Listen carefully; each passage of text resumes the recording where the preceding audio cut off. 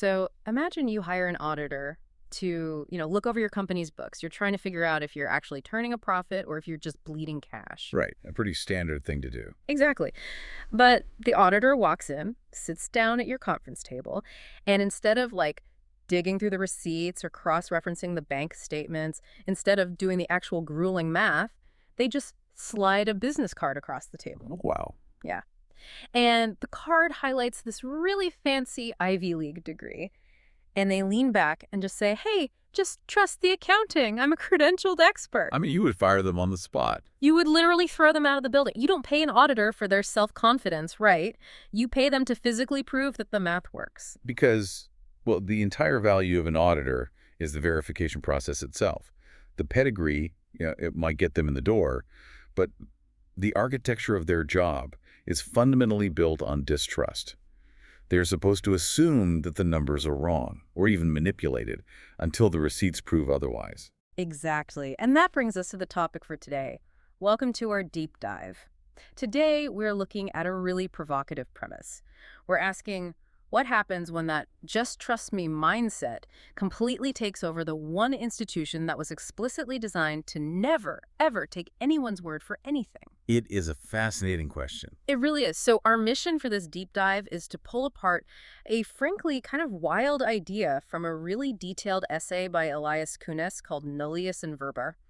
The essay argues that modern science has accidentally inverted its own founding principles, that it's transformed from this rigid mechanism of absolute distrust into something resembling like a medieval church that demands unquestioning faith in the robes of expertise. Yeah, and to understand the sheer scale of that inversion, we really have to travel back to 1660. Right, the founding era. Exactly. So the Royal Society of London is forming, and they choose this incredibly radical motto for the time, Nullius in Verba. Which translates from Latin to what? It means on the word of no one. Yeah. So contrast that with today, right? Where the prevailing cultural mantra, the thing you hear repeated on television and social media constantly, is trust the science.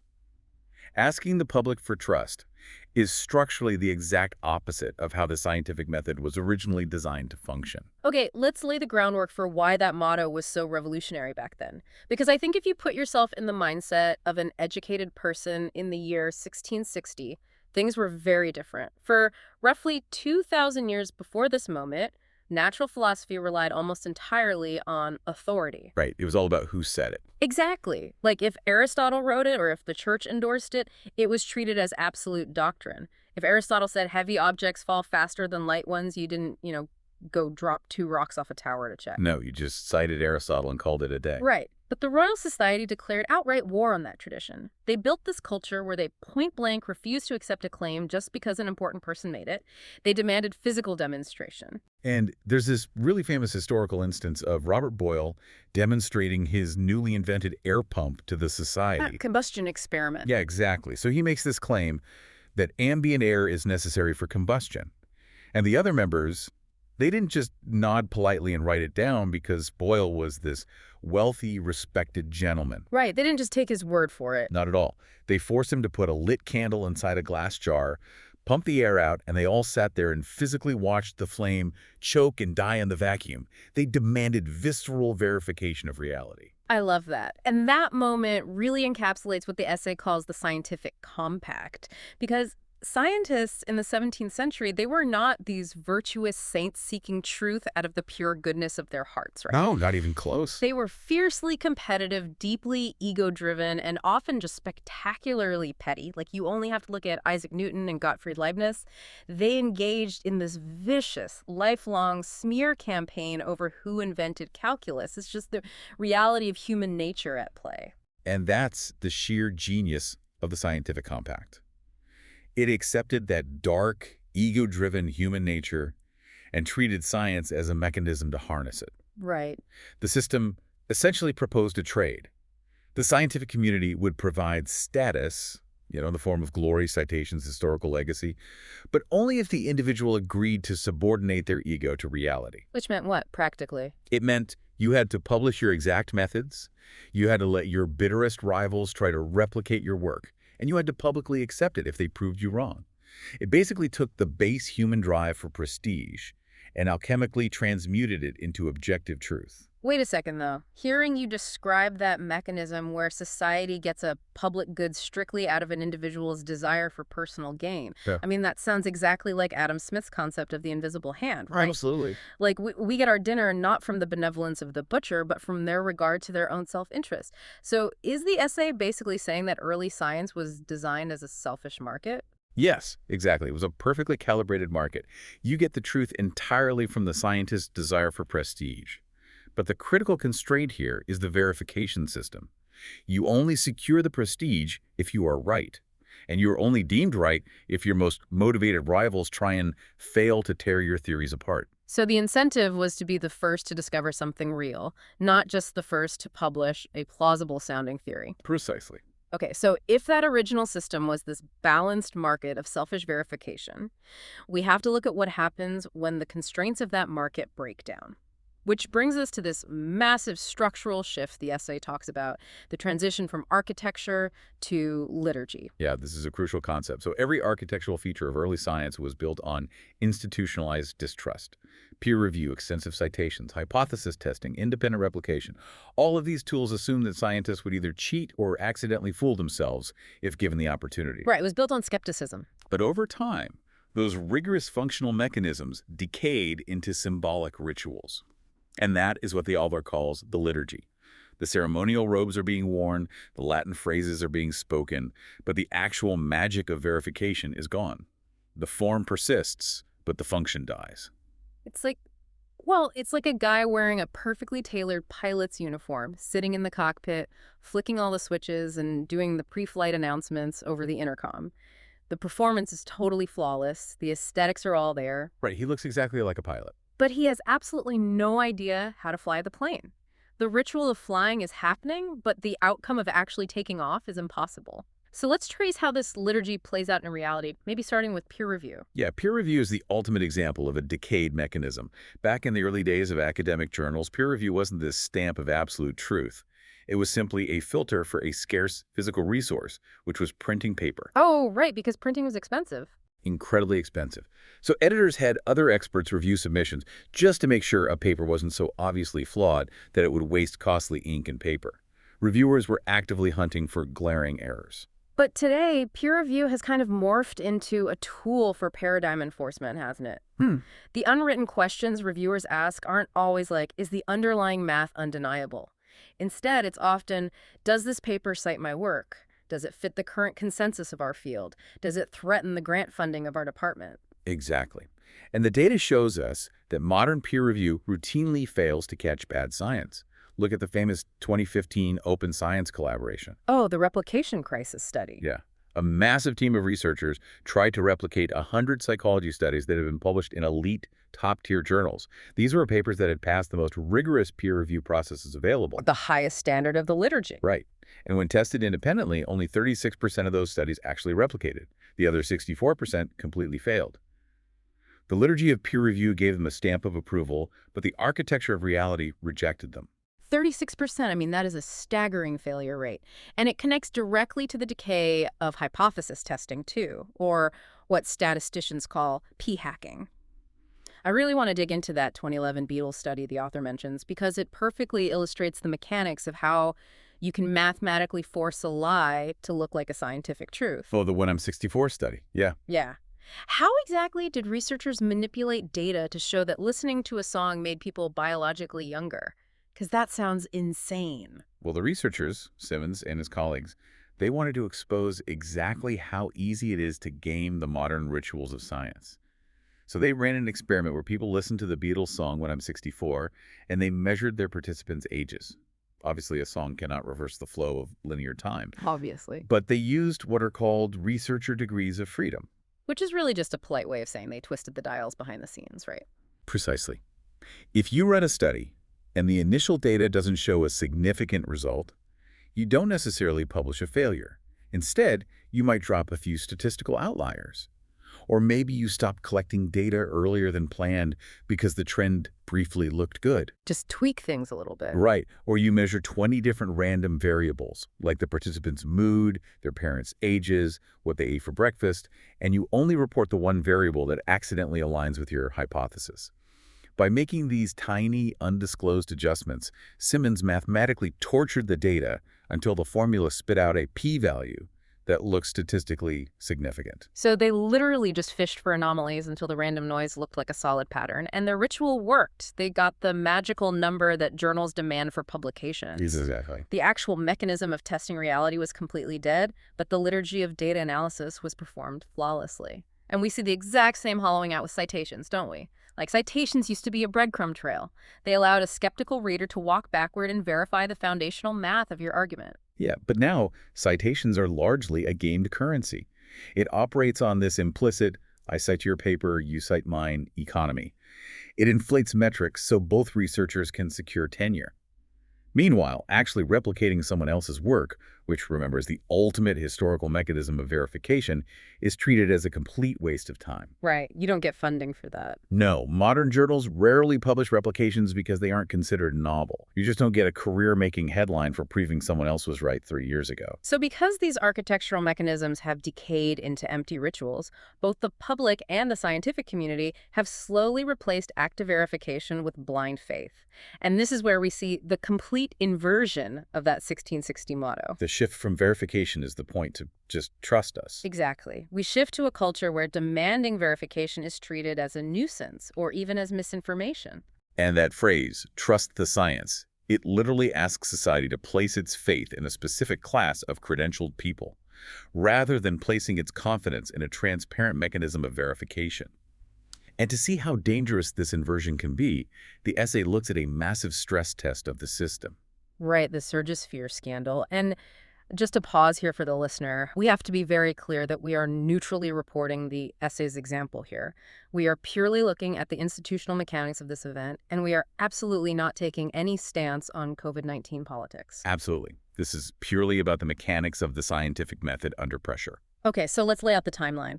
In May 2020, The Lancet, which is undeniably one of the most prestigious and influential medical journals on the planet, published a major study. It claimed that the drug hydroxychloroquine increased mortality rates in COVID-19 patients. Right. And the conclusion was based on this supposedly massive global data set provided by an obscure analytics company called Surgisphere. This paper sailed through the highest levels of elite peer review. It was the ultimate performance of the liturgy. It was. But within days of publication, people completely outside the formal academic system started noticing glaring, impossible anomalies in the data. They didn't have access to Surgisphere's proprietary servers, but they had basic logic. What kind of anomalies? Well, for instance, the data claimed there were a specific number of COVID deaths in Australian hospitals tied to the study.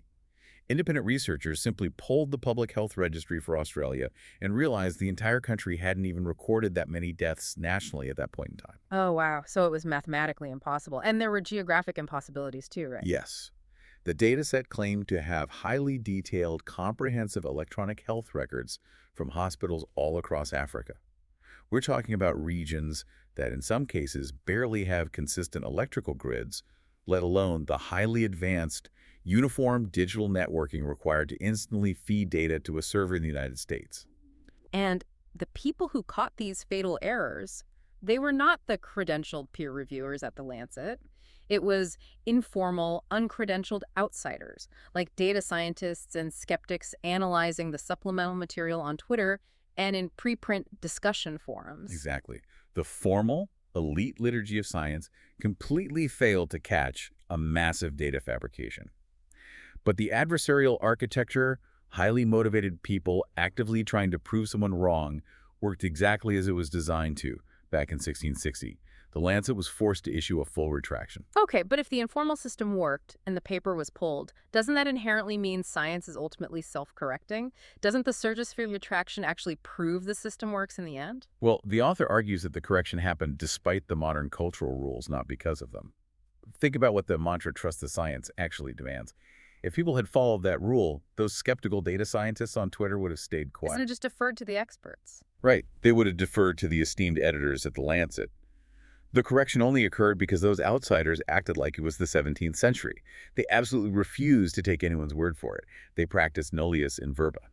So then the question really becomes, why did this decay happen in the first place? Why did we drift away from this rigorous, brutal architecture that essentially built the modern world? The underlying argument is that it boils down to physics and economics. specifically the principles of thermodynamics and the reality of modern abundance. Okay, break down the thermodynamic metaphor for us. Sure. Think of truth as high entropy to a social system. In physics, entropy is chaos or disorder. When a new, undeniable truth is introduced into an established academic department, it acts like a bomb of chaos. It invalidates decades of textbooks. It ruins careers. Exactly. It ruins the careers of older professors who built their entire legacies on old paradigms. It creates intense interpersonal conflict. Palatability, on the other hand, is homeostasis. It's the warm bath of consensus. It keeps the system calm and ensures everyone keeps their job. So historically, the only thing that forced human institutions to endure that painful chaos of high entropy truth was the immediate threat of scarcity and physical consequence. Like, if you were a naval architect in the 1700s and your physics calculations were wrong, your ship sank to the bottom of the ocean. Right. If your civil engineering was flawed, the bridge collapsed. Reality possessed an immediate, brutal veto power over your theories. You just couldn't fake buoyancy. The post-World War II era ushered in this age of unprecedented abundance. We saw massive infusions of government grant money into academia, an explosion in the number of PhDs minted every year, and rampant credential inflation. Especially in what we call the soft sciences. Fields like sociology, macroeconomics, or nutritional epidemiology. The feedback loops became incredibly long. You can publish flawed sociological theories for a 40-year career and face zero physical consequences. Because the bridge never collapses, so the academic never gets caught. And we also have to factor in the massive asymmetry in the modern cost of verification. Back in the day, Robert Boyle could prove his vacuum theory with a glass pump on a wooden table. Yeah, very cheap. Today, verifying a claim in particle physics requires a $10 billion subterranean collider. Verifying a nutrition claim requires tracking the diets of 50,000 people over 20 years while controlling for 1,000 variables. Making a new claim is relatively cheap. Verifying it is astronomically expensive. And complex systems naturally evolve to protect themselves from acknowledging this kind of decay. This creates what the essay calls the containment trap. You might assume that universities are self-aware, right? That historians and sociologists have been studying the flaws in the scientific method for decades. And they have been, haven't they? They have. But the broader scientific apparatus neutralizes these critiques by quarantining them. They create entirely separate science and technology studies departments, or STS. Oh. So the STS department is perfectly analogous to a corrupt Wall Street corporation hiring an ethics officer. That is exactly it. They give the ethics officer a nice glass office down the hall. So whenever the public or regulators complain about shady accounting, the executives can just point down the hall and say, "See, we have an ethics officer. We take this very seriously." Meanwhile, the executives change absolutely none of their actual day-to-day trading operations. Right. The biologists and physicists in the labs are not reading the STS journals. The critique is safely contained. Because if the system actually internalized the critique, if leading physicists or epidemiologists fully admitted that their current paradigms are partially defended by tribalism or funding incentives or social status, they would instantly lose their God's eye view. Exactly. They would forfeit their absolute authority over public policy. A complex social system simply cannot fully model its own flaws without crashing its own authority. So we understand the decay. We see the thermodynamic forces that pushed us toward the liturgy. The million-dollar question is, how do we actually rebuild the architecture? The framework we have to choose between really boils down to two views of human nature: the saint versus the gamer. Let's start with the saint view. So the saint view is the default approach we have been attempting for decades. It assumes that bad science happens because individual scientists are either greedy or careless. So the institutional solution is to try and make them better people. We force them to take mandatory ethics training modules. We make them sign integrity pledges, we appeal to their better angels, and it has completely failed. The gamer view, however, strips away all the morality. It acknowledges that scientists are rational players trying to maximize their score in a highly competitive game. Right. If the game rewards torturing data to get flashy publications, they will logically torture the data. It's an engineering problem. You don't try to reform the priests. You build a mechanism where the priest only eats if it rains. If you change the rules of the game, you automatically change the outcome. I love that. You only eat if it rains. So let's look at these gamer-style solutions, starting with prediction markets. The economist Robin Hanson has championed this concept. Researchers should be able to bet real money on whether newly published results will successfully replicate. Oh, wow. Imagine a university department where researchers log into an internal exchange. If a colleague publishes a flashy paper that you know is mathematically sloppy, you can literally short their paper. So it forces skin in the game. You are financially rewarded for identifying bad science, and researchers are financially penalized if their confident claims fail in the real world. That's brilliant. DARPA actually tried something similar, a policy prediction market, back in 2003. They wanted to crowdsource geopolitical forecasting by having analysts bet on global events. What happened to it? It was killed almost immediately by politicians. Oh, And again, neutrally speaking, it was killed because of the optics. It was attacked as betting on terrorism. But that immediate political rejection kind of proves the author's point. Institutions are terrified of mechanisms that rapidly and ruthlessly reveal uncomfortable truths. what about pre-registration? That's another gamer solution, right? Yeah, and this directly attacks the mechanics of p-hacking. Before a researcher is allowed to collect a single piece of data, they must publicly publish their hypothesis, their exact methodology, and the specific statistical formulas they will use to analyze the results. Because if you lock in your variables before you start the experiment, you can't go fishing for the result later. The target is painted on the wall before you even pick up the bow. You eliminate the researcher degrees of freedom entirely. Exactly. Okay, what about adversarial collaboration? This was championed by the Nobel laureate Daniel Kahneman. Instead of two rival researchers publishing dueling papers from their separate labs for 10 years, you force them to design a single study together. Oh, that's clever. Right. They have to agree on the methodology, and more importantly, they have to agree beforehand on what specific data would force them to change their minds. And finally, there's replication bounties. Because right now, there is zero career incentive for a young PhD student to spend 2 years checking a senior professor's work. Exactly, it's a dead end. But what if we attached a financial bounty to major papers? If an independent team can conclusively prove a foundational study is false, they get a massive payout. Suddenly, auditing becomes a highly profitable and prestigious career path. It sounds great in theory, but look at the reality of the university system. These gamer fixes, prediction markets, pre-registration, financial bounties, they're undeniably logical. But they represent an absolute nightmare for anyone who has already built a comfortable, lucrative, untouchable career under the current sloppy rule. Exactly. I mean, if I am a tenured professor with millions in grant funding based on 20 years of research, why on earth would I vote to install a ruthless architecture that might prove my entire life's work is irreproducible? You wouldn't. The incumbents are highly incentivized to block every single one of these reforms. And that harsh reality is exactly why institutional reform moves at a glacial pace. But this brings us to the overarching synthesis of the entire deep dive. The essay argues that science is actually the steelman case here. Yes. Walk us through what that means in this context. A steelman is the strongest possible version of an argument. Science possesses the most explicit, mathematically rigorous architecture for finding truth of any human institution.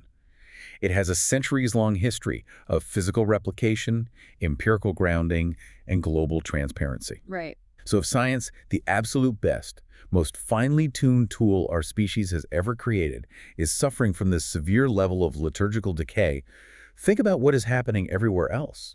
Journalism, political think tanks, non-STEM academia, government intelligence agencies. Oh, man. These institutions are likely faring much, much worse because they never possessed a rigorous mathematical verification mechanism to begin with. That is terrifying. And it brings us full circle to our opening analogy. We are surrounded by auditors waving their Ivy League degrees, asking us to blindly trust their accounting, but aggressively refusing to show us the receipts. They are flawlessly performing the liturgy of expertise, but the architecture of truth has completely eroded beneath them. And there is a real thermodynamic cost to those unverified claims. Bad public policies, trillions of dollars in misallocated resources, failed medical interventions, educational theories that set students back for decades. The chaos doesn't just disappear, it builds up in the system. Which leaves you, the listener, with a final thought to mull over today. The fundamental assertion here is that institutional decay and unverified truths carry a delayed thermodynamic cost. So think critically about the institutions you rely on in your daily life. It could be your specific industry, the media outlets you trust, or your local government. Are they operating on an actual rigorous architecture of truth where failure is punished? Or are they merely performing a liturgy to maintain their status, protect their funding, and keep you quiet? And when the delayed thermodynamic bill for all that performance finally comes due, who's going to pay it?